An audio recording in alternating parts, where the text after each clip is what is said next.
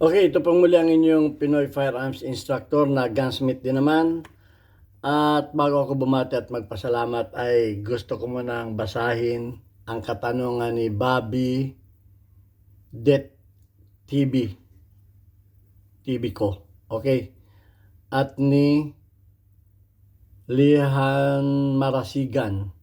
Okay, ang pagsasamahin ko na itong itong dalawang tanong na ito kasi may mga videos na rin itong tanong ni Bobby TV.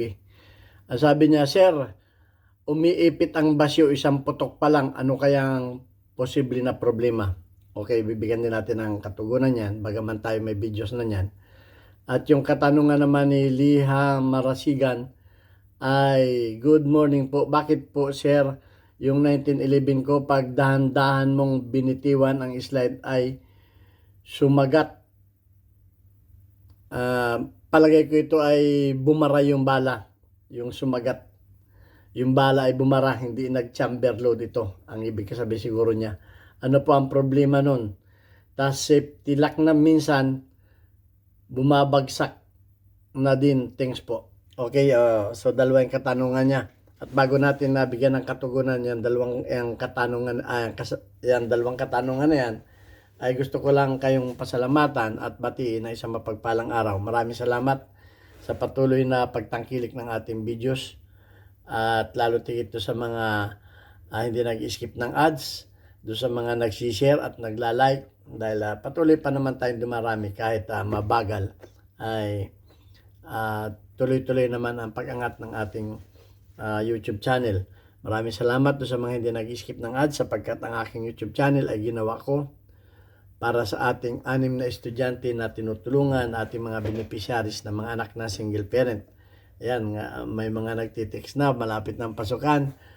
Kaya ibibili na natin sila ng mga school supplies. Kaya maraming salamat sa mga nagpadala dito sa ating GCash number. Ayan, si Alfredo Isidro, Ordo si Painal Las Piñas, si Architect Arnel Salvador, si Jobel Platon, si Umbet ng Kia Motor, si Anthony Banglista ng Pasay, si Adrian A, si Conrado Lulailio, si Jonal Diaz, Dennis Sardona ng Palanggi Albay. Ayan, yung mga nagpadala dyan. At sana may magpadala uli dahil yung mga pinadala ninyo ay nagastos na natin sa mga pambaon ng mga bata. Ngayon naman ang pinaglalaan na natin ay itong school supplies nila. At ako ay nagpapasalamat. Sana may mga magpadala uli. At pinasasalamatan ko si Noli Peace America na nagpadala naman sa ating premiere videos, nagpalipad. So, naibili natin ang salamin, yung isang bata, ng reading glasses, at yung huling pinadala mo ay nilalaan na natin sa mga school supplies. Yan, maraming salamat sa inyo. At Diyos na ang bahalang gumanti sa inyo. Okay, so yung katanungan muna ni Bobby Det TV ko. So umiipit yung basyo pag pumutok. So yun ay mahina ang kanyang extractor. Ang nangyayari, ito, marami na akong videos nito. Ang nangyayari niyan, pag ang extractor mo ay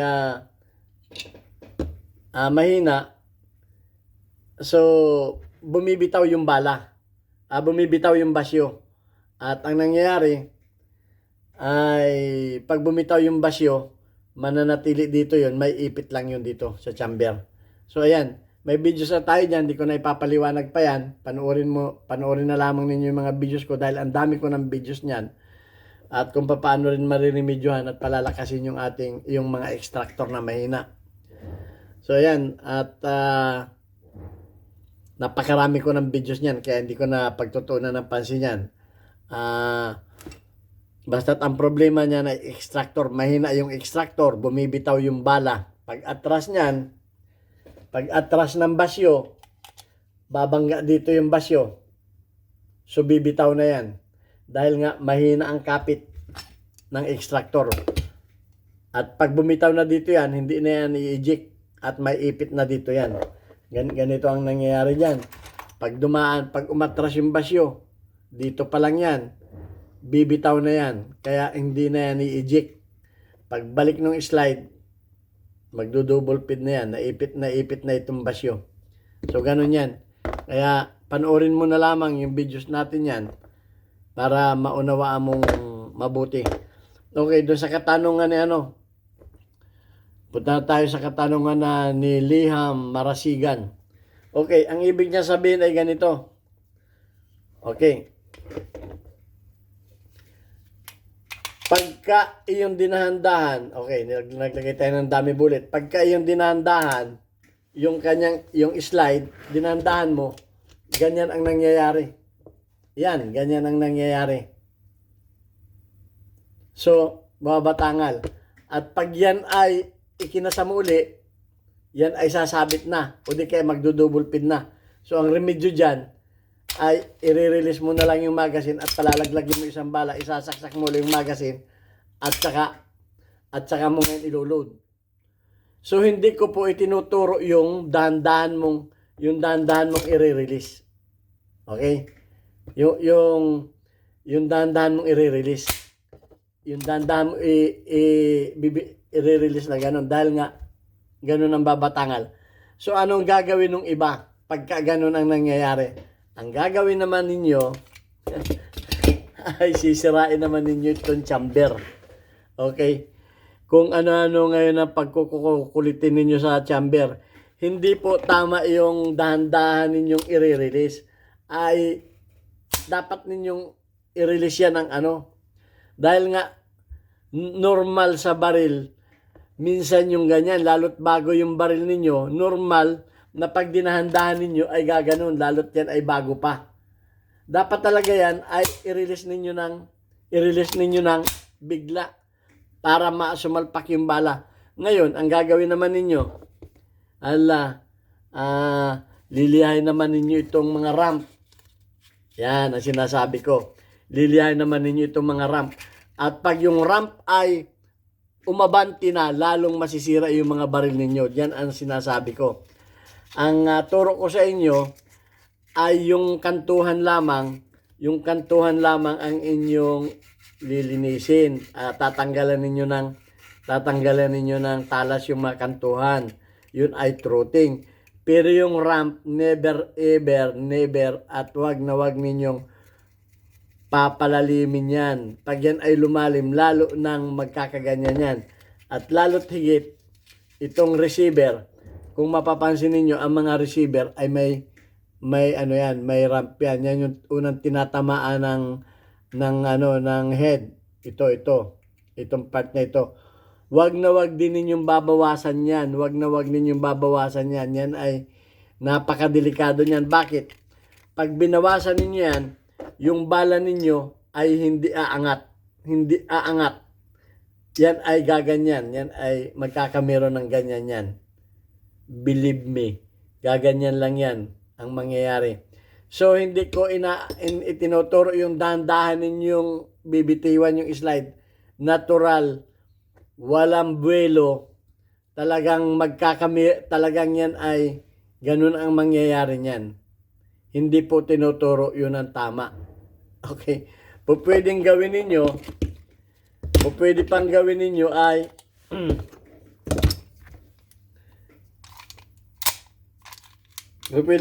ninyo ay mag-tactical load kayo. Okay. Tactical load, i-release ninyo yung slide stop. Yan. Mas maganda pa yan. Yun ang tama pa. Mag-tactical load. Pero yung dadandahanin ninyo ay talagang babara yan. Ay walang buwelo eh. Itutulak ninyo ng dandahan. Hindi po tama yun. So yan. Ang sinasabi ko. Tapos ang gagawin nga ninyo, gagawin ninyo yung dandahan. Tapos pagka bumara yung bala, anong pag-iinitan ninyo? Anong pag-iinitan ninyo? Pag-iinitan ninyo yung chamber ng inyong yung baril ninyo. Pag-iinitan ninyo, liha kayo ng liha na kayo ng liha. Mamalay-malay kayo, lalong nasira yung inyong baril. Akala ninyo. Okay, yan lagi ang sinasabi ko. Wag kayong magkulikot ng inyong mga chamber. Pagka ganun. Minsan kasi babalahan ninyo ng reload. Ngayon, ganun ang mangyayari. ay itong ano ninyo, babanatan ninyo ng liha, hindi po. Kung lilihain ninyo yan, itong gilid lamang ang itinuturo kung tanggalan ninyo ng kantuhan. Ito, ganito. Yung mga gilid lang, yung gilid. Ha? Hindi man itong ramp. Ulitin ko, pag yung ramp ninyo ay napasobra, ganun ang mangyayari. At ang mangyayari pa niyan, pag sumobra yan, itong bandang ito ay magiging unsupported. Pag unsupported na to, kasi nga malalim na ito, minsan yan lumulubo itong bandang puno dito. Mapapansin niyo ang mga basyo ay makakapal ang shell niyan dito sa may bandang puno. Pero pag yan ay nasobrahan ng bawas dito, maabot niya yung manipis na parte at minsan yan lulubo yan. Pag minamalas-malas pa na malakas yung bala, sasabog yan dito sa bandang puwit, magbabackfire yan, dadamay niya yung isang magasin na bala, at babasagin niya yung inyong slide. Pag minalas-malas pa, pati kamay ninyo mababawasan ng isang daliri. Pag sumabog yung mga bala sa magasin. So, yan. Ang dapat ninyong ingatan, wag ninyong bawasan yung ramp. Pwede ninyong ipalis. May video tayo kung paano pagpalis niyan. Pero hindi po yan nililiha. Pinapalis yan. Okay, gusto nyo, panoorin ninyo kung paano pagpalis, panoorin ninyo kung paano yung pag-trotting, may mga videos na tayo dyan, kompleto tayo. Kaya marami ang nadidiskrasyang mga baril, lalong nawala. Kahit pen ay original, magmumukhang paltik yan, tatalunin ng paltik yan, babatangal yan, at yan pa magiging mitya ng inyong kapahamakan. So, dapat magtatanong muna kayo. Tama yan, magtatanong muna kayo sa mga eksperto. Hindi ko sinasabing ako eksperto, pero may karanasan ako. At kung kayo ay may alam pa, welcome kayong mag-share ng inyong karanasan. At please, kung kayo magko-comment, panoorin muna ninyo yung videos. Kasi maraming nagko-comment na nakita yung title, magko-comment na hindi pinanood yung videos. Halatang halata ko yung mga nagko-comment na hindi pinapanood yung video. Panoorin mo na yung video na maliwanag. Yan. At meron din namang mga pilosopo ay God bless na lang sa inyo. Okay, pero suma total napakarami ang magagandang comment. Okay, paisa-isa lang naman yung mga hindi maganda. Hindi naman nawawala sa social media yan. Okay, at inuulit ko, hindi naman tayo nakikipagmagalingan. Okay?